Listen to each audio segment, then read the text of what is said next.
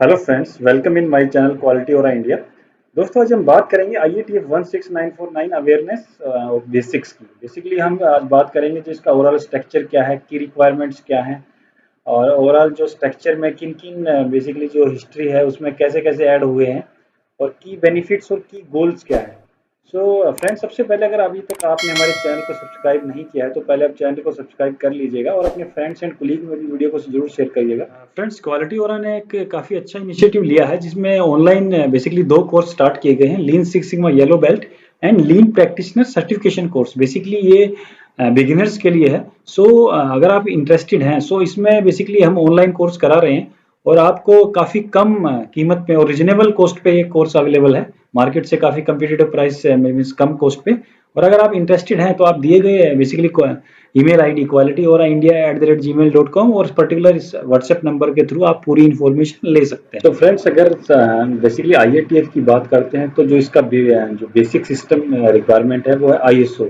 ISO का जो सबसे पहला एडिशन था 1946 में स्टार्ट हुआ था, और जो इसने पूरा फंक्शनली काम करना स्टार्ट किया था 23 फरवरी 1947।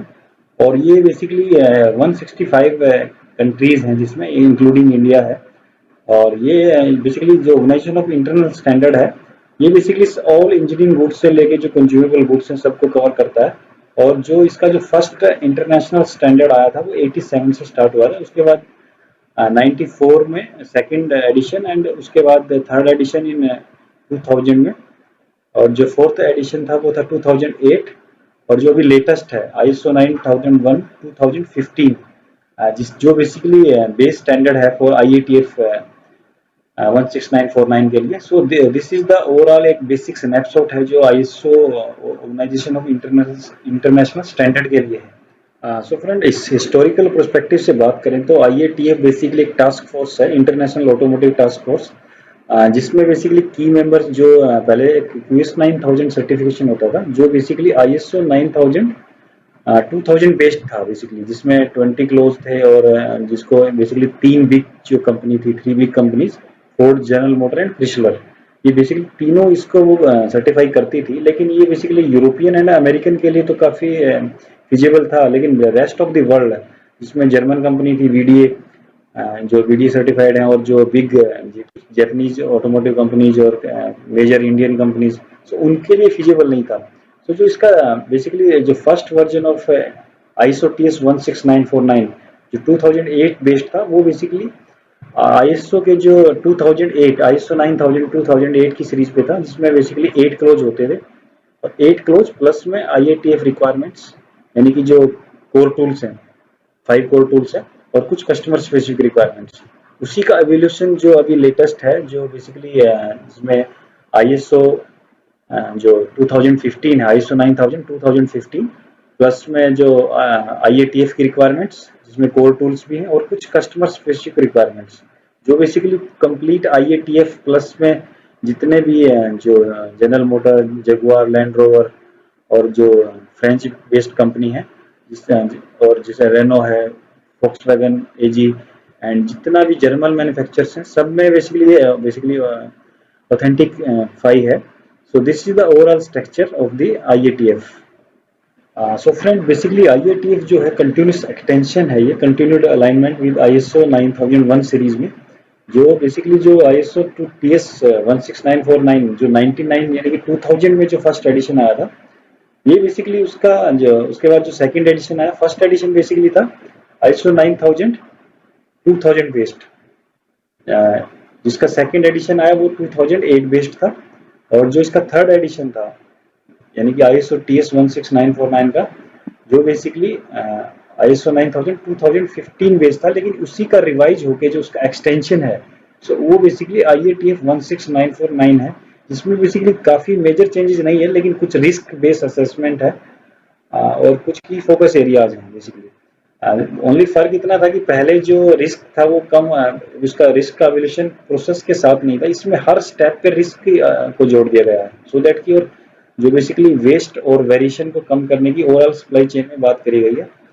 सो this is the overall continuous alignment of the ISO 9000 series. Overall structure की बात करें अगर IATF की, सो बेसिकली आईएसओ 9000 2015 जो इसका बेस रिक्वायरमेंट है, और जो प्लस जो आईएटीएफ यानी कि आईएसओ टीएस 16949 में भी ये 5 कोर टूल्स थे, यानी कि एपीक्यूपी है, failure mode effect analysis, FME है, MSA, SPC and PPAP part production part approval process. So ये these are the base tools, यानी कि आईएसओ 9000 प्लस में core tools plus customer specific requirements, यानी कि जैसे manufacturing feasibility, warranty management, temporary changes of process controls, supplier quality management system development, secondary part audits, control plan, problem solving methodology, control of changes, product productive and standardized work. So these are the customer specific requirement, और जो basically specifically बात करती हैं जो आपका overall supply chain में product variation है, और प्लस आपकी जो ओवरऑल जो वेस्ट एलिमिनेशन है उसके बारे में बात करता है, यानी कि आपका ओवरऑल सिस्टम असेसमेंट जो लीन सिक्स सिग्मा के ऊपर फोकस कर रहा है। So these are the overall elements of IATF 16949. So friends, these are the basically key management system principle for in IATF 16949. So इसमें basically 7 principles हैं। जो first principle बात करते हैं बेसिकली कस्टमर फोकस, क्योंकि कोई भी सिस्टम है, यानी कि जैसे आप जानते हैं कि ऑटोमोटिव इंडस्ट्री बहुत बड़ी इंडस्ट्री है जिसमें बेसिकली हजारों सप्लायर काम कर रहे होते हैं, क्योंकि इसमें रिस्क बेस्ड असेसमेंट ज़्यादा होता है।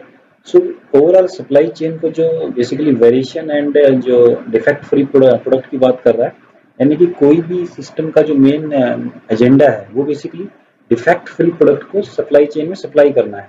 सो इसका बेसिक मोटिव ये है कि जो भी काम हम कर रहे हैं वो कस्टमर फोकस कर रहे हैं।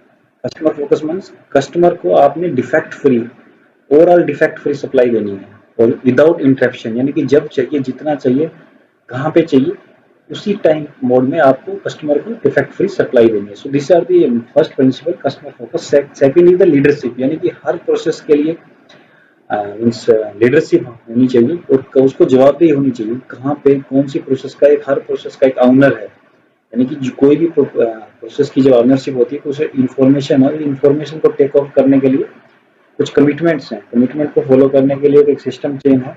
सो this is the second close, यानी कि requirement. And third is the engagement of people, यानी कि जो हायरार्की ऑफ नीड्स में, यानी कि ऑर्गेनाइजेशन में जो डिफरेंट हायरार्की में काम करते हैं, सो उसमें बेसिकली जो हर स्टाफ लेवल पे कहाँ पे क्या रोल्स एंड रिस्पॉन्सिबिलिटी जो असाइन की है, और उनसे बेसिकली पर्टिकुलर फोकस्ड इंप्रूवमेंट आपने कराना है, काम एक वर्क को असाइन करना है। So these are the engagement of people is the third principle.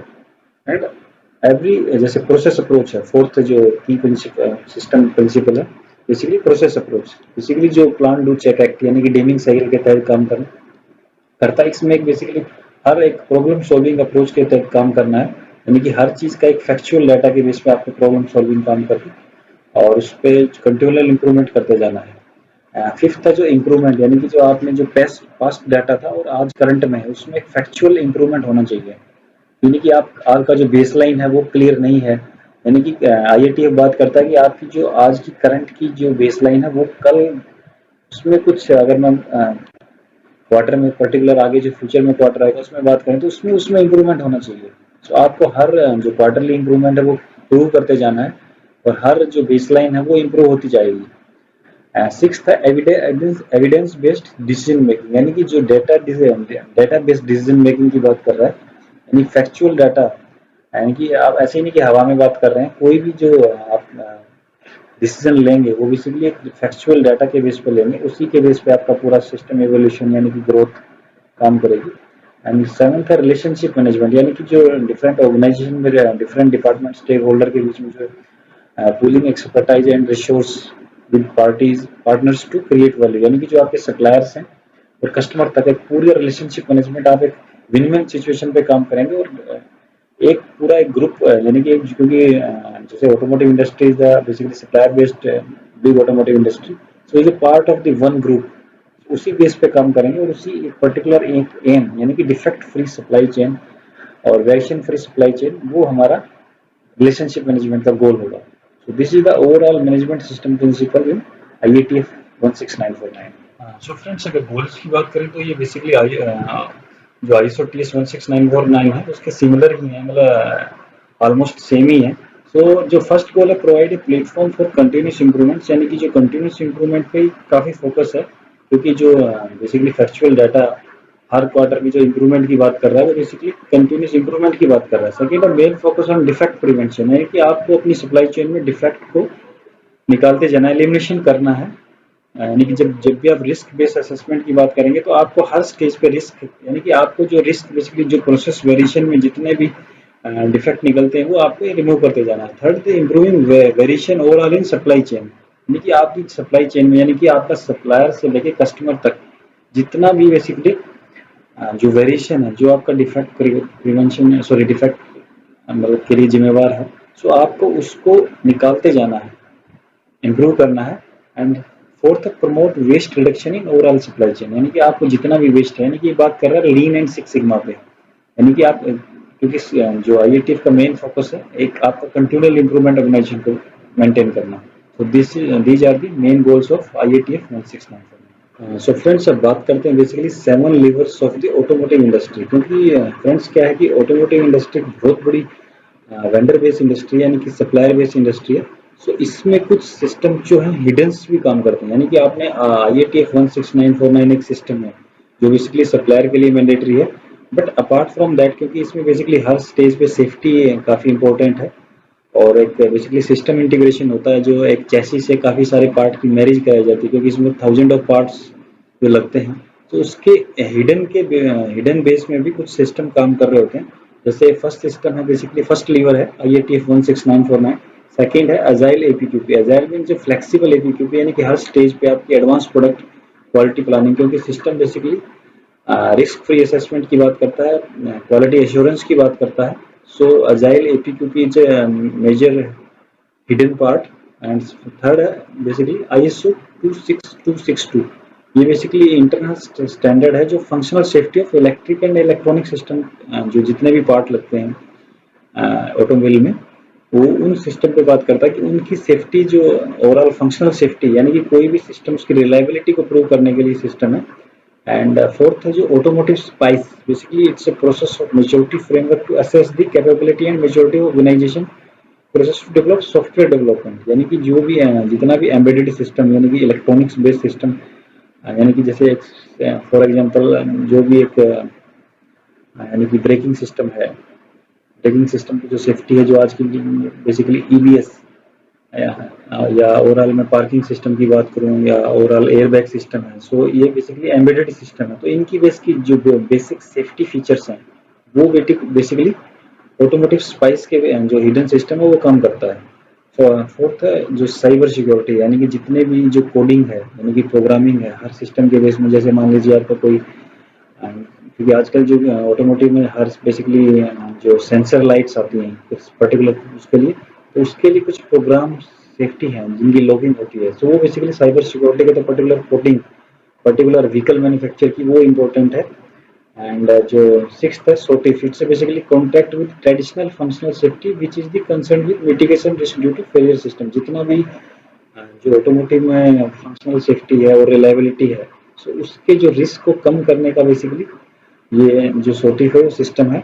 And third is sorry last and seventh is the supply chain excellence, जो बेसिकली ओवरऑल जो आपकी सप्लाई चेन है, क्योंकि बिकॉज ये जो वेंडर बेस्ड इंडस्ट्री है, तो आपका जितना भी प्रोसेस में सप्लाई चेन है उसमें एक्सेलेंस, यानी कि जब चाहिए जितना चाहिए किस क्वांटिटी में चाहिए कितना फ्लेक्सिबल चाहिए वो अवेलेबल होना चाहिए, यानी कि सुपर मार्केट बेस्ड जो कंसेप्ट है वो आपकी सप्लाई चेन में हो। सो दीज आर दी 7 की लीवर्स इन ऑटोमोटिव इंडस्ट्री।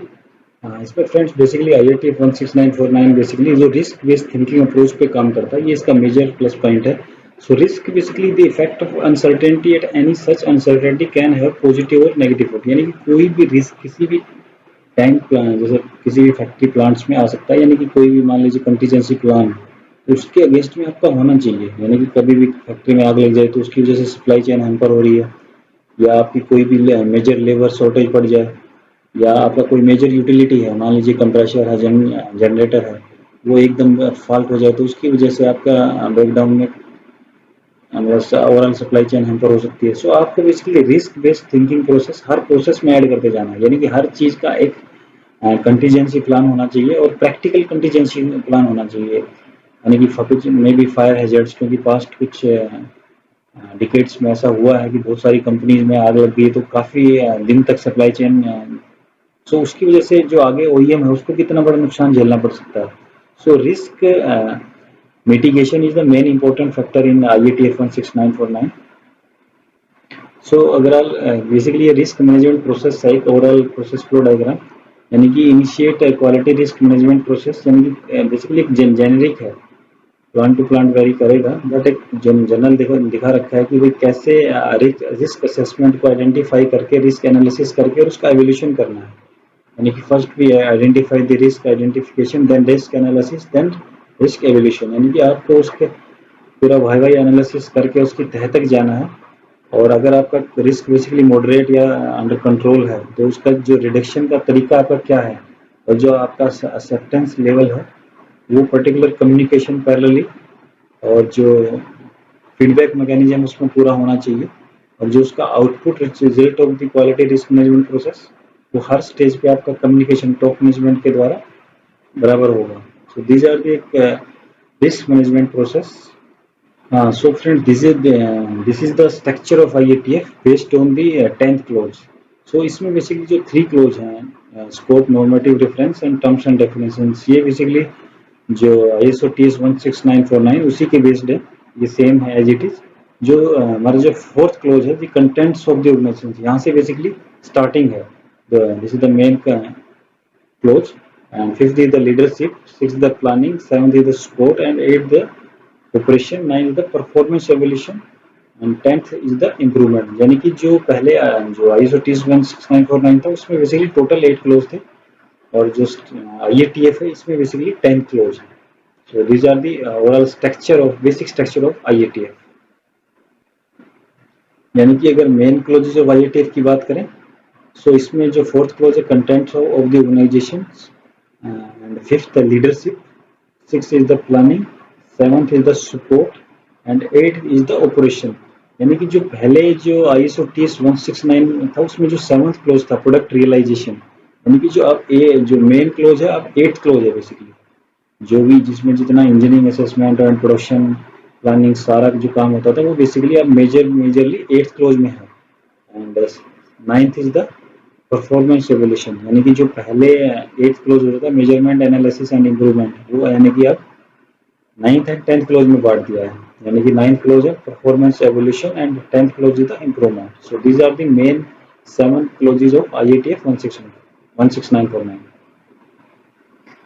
ये बेसिकली फ्रेंड्स जो हमारे 7th मेन क्लोज थे उसमें बेसिकली 28 सब क्लोज में डिवाइड किया गया है। यानी कि कंटेंट ऑफ ऑर्गेनाइजेशन में जैसे 4.1 understanding the organisation and it contents, 4.2 understand the needs and expectation of interested parties.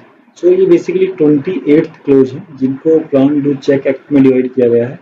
So this is the overall system requirement in each clause, so which covering of the ISO 9000 2015 requirements.